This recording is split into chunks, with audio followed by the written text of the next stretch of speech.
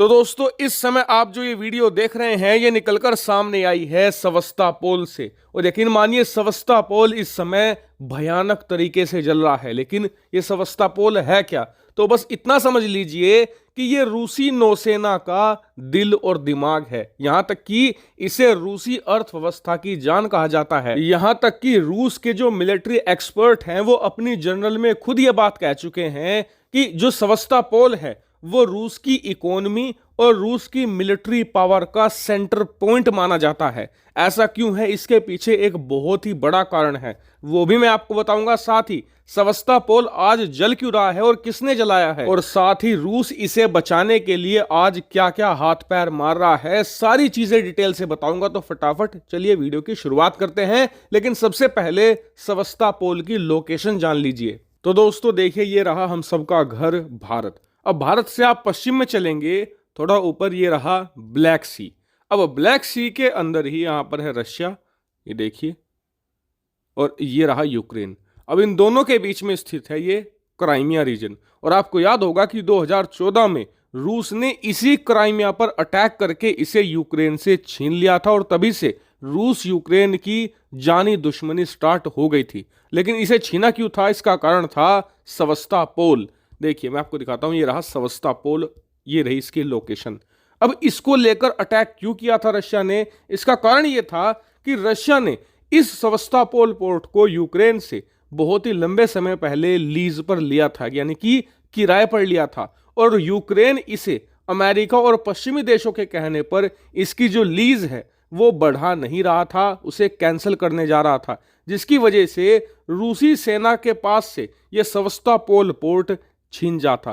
और ये रूस की अर्थव्यवस्था, रूस की मिलिट्री पावर के लिए ऐसा होता जैसे आपने रशिया को पैरालाइज कर दिया हो। ऐसा क्यों? इसका कारण ये है कि सेवास्तोपोल के अलावा रशिया के पास ऐसा कोई भी एक भी पोर्ट नहीं है, ना ही एक नौसैनिक अड्डा है जो साल के 12 महीने खुला रहता हो। ऐसा क्यों? देखिए, रशिया देखने में आपको बहुत बड़ा लगेगा, ऐसे देखिए, बहुत बड़ा देश है और इसके चारों तरफ खूब समुद्र भी है। लेकिन दिक्कत यह है कि रशिया यहां से जो स्टार्ट होता है ना, यहां से लेकर ऊपर तक जाइए आप, पूरा का पूरा ये रशिया का इलाका है, कोस्टल एरिया, यहां तक ये रहा पूरा रशिया। देखिए यहां तक, फिनलैंड तक, यहां तक जितने भी पोर्ट हैं वो सारे के सारे ऐसे हैं कि कोई साल में 8 महीने खुला रहेगा, कोई साल में 6 महीने, और कोई कोई तो 1-2 महीने भी नहीं खुलता।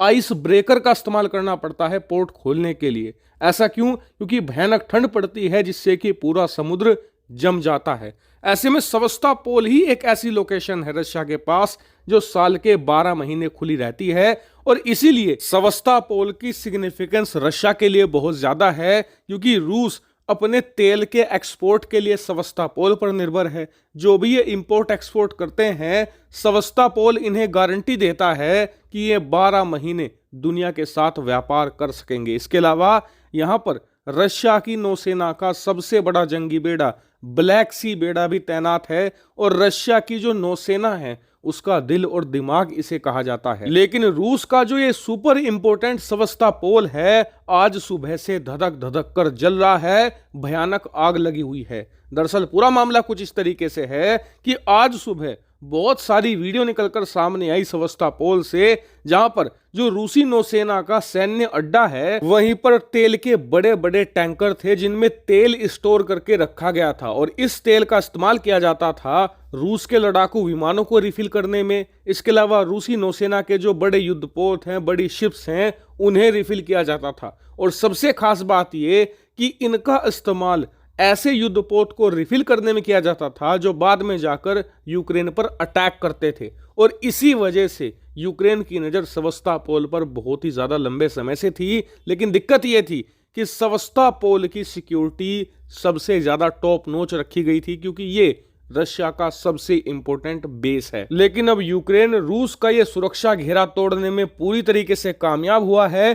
कल रात यूक्रेन के कई सारे ड्रोन ने एक बड़ी एयर स्ट्राइक अंजाम दी है रूस के इस सेवास्तोपोल पोर्ट पर। और यहां पर जो तेल के टैंकर थे, निशाना उन्हें ही बनाया गया है ताकि तबाही ज्यादा से ज्यादा हो, क्योंकि जो छोटे छोटे ड्रोन हैं उनसे तो आप 2-4 टैंक तबाह कर सकते हो, 1-2 शिप तबाह कर सकते हो, लेकिन जब आप बड़े बड़े ऑयल के टैंकर को निशाना बनाते हो तो इससे आप दुश्मन की नौसेना की जो एक्टिविटी है और साथ ही जो वायुसेना की एक्टिविटी है उसे भी डिस्टर्ब कर देते हो, स्लो कर देते हो, आपके ऊपर अटैक वो कम करेंगे।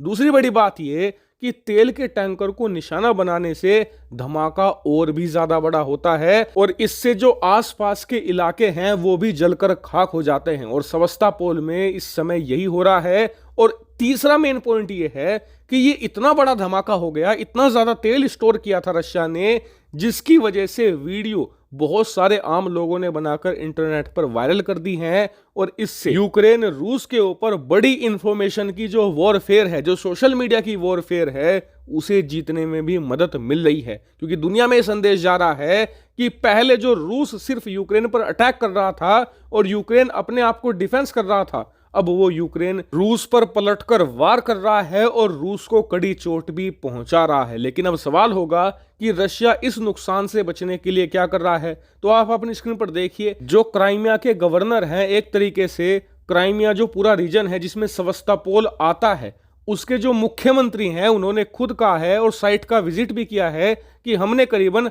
18 फायर फाइटर की ब्रिगेड डिस्पैच कर दी है, यानी कि एक बड़ी ब्रिगेड तैनात की गई है जो आग को बुझा रही है। साथ ही लेवल 4 की इमरजेंसी भी डिक्लेयर कर दी है। आपको बता दूं कि लेवल 4 की इमरजेंसी सबसे ज्यादा हाईएस्ट मानी जाती है। वहीं बताया जा रहा है कि इस जबरदस्त हमले से रशिया बौखला गया है और वो बदले की कार्रवाई के तहत कुछ बड़ी स्ट्राइक कर सकता है ओडेशा के रीजन में। लेकिन इससे यूक्रेन पर कुछ खास फर्क नहीं पड़ने वाला, क्योंकि ऐसी स्ट्राइक रशिया पिछले 1 साल से कर रहा है। हालांकि इस मामले पर मैं आपको लगातार अपडेट देता रहूंगा। इस पर आपका क्या मानना है ये कमेंट करके जरूर बताइएगा। फिलहाल इस वीडियो में इतना ही। Thank you very much for watching video.